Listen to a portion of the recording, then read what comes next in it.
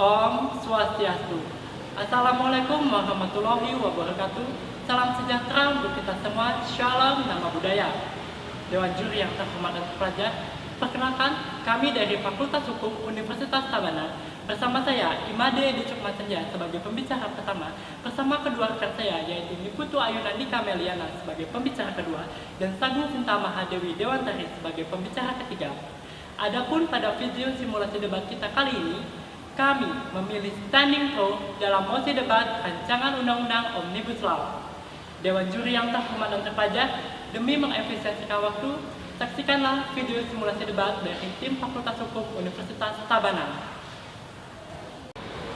Presiden Joko Widodo mengeluhkan ada banyaknya peraturan perundang-undangan yang ada di Indonesia.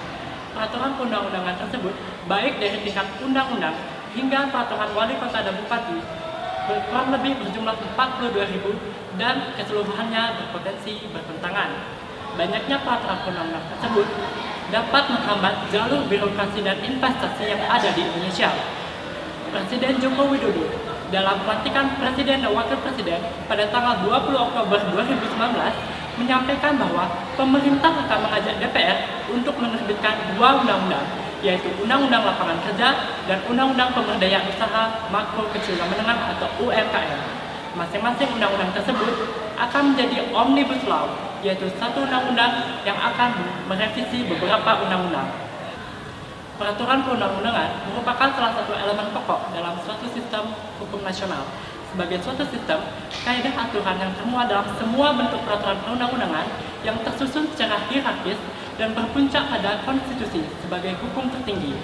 Namun, yang terjadi saat ini, sekitar 42.000 peraturan perundang-undangan yang ada di Indonesia berpotensi bertentangan dan tumpang tindih.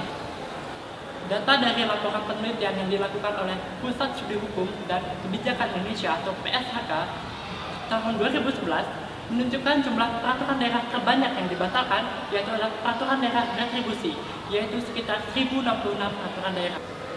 Data lain dari laporan penelitian tersebut menunjukkan dalam kurun waktu 2004 sampai 2009 menunjukkan bahwa jumlah peraturan daerah terbanyak yang dibatalkan terjadi pada tahun 2009.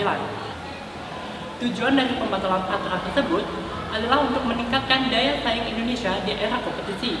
Selain itu, pembatalan peraturan tersebut dapat menimbulkan atau dapat menghambat jalur birokrasi dan investasi yang ada di Indonesia. Ketimpang-tindihan dari peraturan tersebut dapat menimbulkan ketidakpastian dan ketidakmanfaatan bagi masyarakat, sehingga Undang-Undang Omnibus Law harus dijalankan sebagai jalan keluar untuk menyelesaikan persoalan ini. Pembaharuan terhadap peraturan perundang-undangan dalam rangka pembangunan hukum sangat diperlukan. Tanpa adanya pembaharuan hukum, dapat dipastikan terjadi ketimpangan dan dapat menghambat pembangunan nasional. Oleh karena itu, perlu disiapkan secara baik rencana Undang-Undang Omnibus Law agar tujuan dari bentuknya suatu aturan hukum dapat tercapai. Sekian presentasi dari saya lanjutkan kepada rekan saya, pembicara kedua. Dewan juri yang terhormat dan terpelajar, mari kita bahas mengenai landasan filosofis terbentuknya rancangan Undang-Undang Omnibus Law. Secara harfiah, kata omnibus berasal dari bahasa Latin, yaitu omnis yang berarti banyak, dan biasanya selalu dikaitkan dengan sebuah karya sastra yang terbentuk dari beberapa genre, atau dalam dunia perfilman biasanya disandingkan atau terbuat dari sebuah film yang terbuat dari beberapa kumpulan film pendek. Adapun dari segi hukum, kata omnibus lazimnya disandingkan dengan kata law atau bill yang berarti suatu peraturan dibuat berdasarkan hasil kompilasi dari beberapa peraturan perundang-undangan dengan substansi atau tingkatan yang berbeda.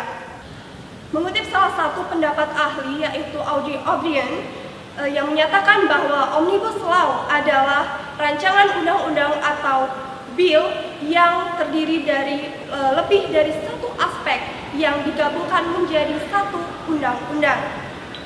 Jadi dari beberapa definisi yang telah dijabarkan oleh para ahli di atas, maka dapat disimpulkan bahwa rancangan undang-undang Omnibus Law sama dengan definisi penyatuan atau unifikasi atau kodifikasi beberapa peraturan perundang-undangan yang berada pada tingkatan yang sama atau berbeda, namun tetap memiliki substansi atau materi muatan yang terkait dengan cara merevisi beberapa kumpulan ketentuannya atau mencabut secara keseluruhan peraturan perundang-undangan yang dimaksud.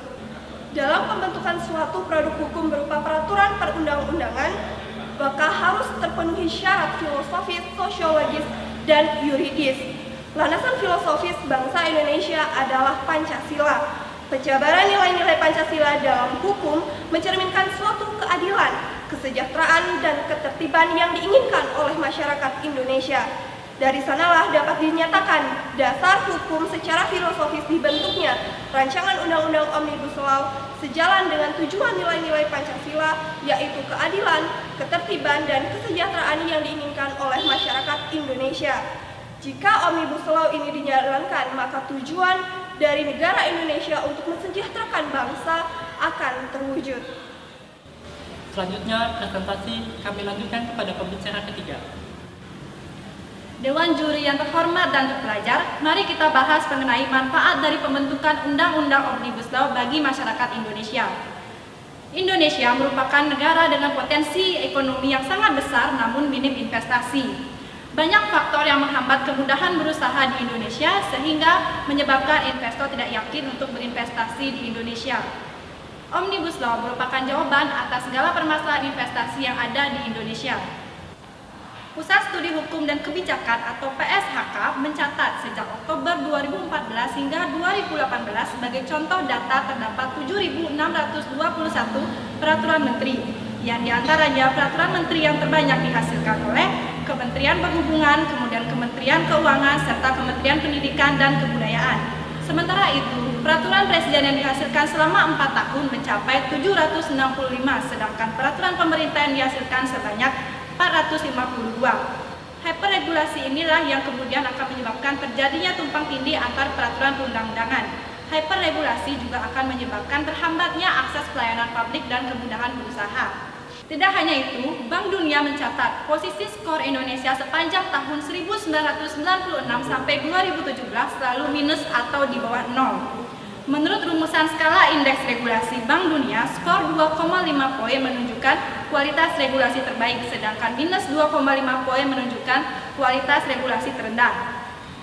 Pada tahun 2017, skor Indonesia menunjukkan angka minus 0,11 dan posisinya berada di peringkat ke-92 dari 193 negara. Sementara dalam lingkup ASEAN, Indonesia berada pada peringkat ke-5 di bawah Singapura, Malaysia, Thailand, dan Filipina. Oleh sebab itu, pemerintah berniat untuk merevisi peraturan perundang-undangan yang saling berbenturan. Namun, jika dilakukan secara konvensional, revisi undang-undang secara persatu dianggap akan memakan waktu yang sangat lama sampai dengan 50 tahun. Dengan begitu, pemerintah berpikir bahwa skema Omnibus Law adalah jalan satu-satunya untuk menyederhanakan regulasi secara cepat.